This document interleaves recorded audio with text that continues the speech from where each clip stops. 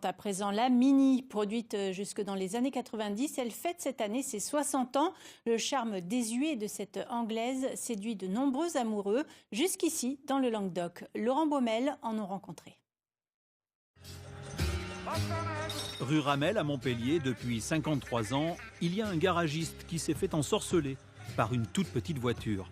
Gérard Rothebon ne vous dira pas son âge, mais ce qui est sûr, c'est que cette auto, il la connaît par cœur. Ça, c'est le filtre à air qui correspond aux deux carbus. Voilà. On doit la célèbre petite Anglaise à cet homme, Sir Alec Isigonis, un Britannique d'origine grecque. Il dessine une voiture économique, familiale et dotée d'un moteur transversal de 1000 cm3, une première à l'époque. À Montpellier, Gérard Rothebon va les piloter, les réparer et en vendre jusqu'à 30 par semaine dans les années 60.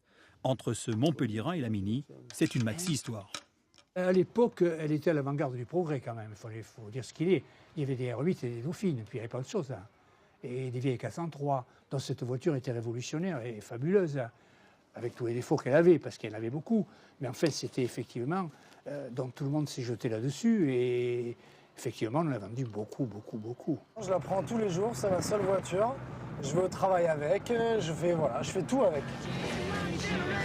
Simon Ledin, lui, n'a que 23 ans. Il est plus jeune que sa Mini 1000, année 1991.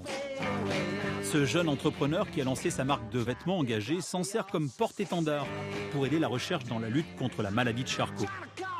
Tout le monde veut monter dedans, tout le monde aimerait la conduire et c'est un peu à notre image, notre association. C'est vraiment une association de partage et de communication et voilà, honnêtement, cette voiture, elle s'y prête parfaitement.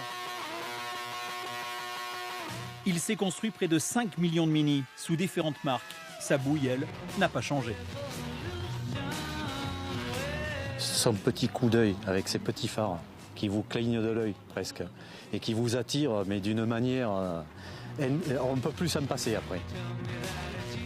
Dans ce club, certains s'amusent même à travestir l'icône « Oh my God ». C'est le propre de la Mini, je pense, d'être personnalisé et de coller à la personnalité de son pilote, quoi. Et bon, beaucoup de choses ont été faites, beaucoup de choses ont été faites, mais oui, vous pouvez la personnaliser à souhait.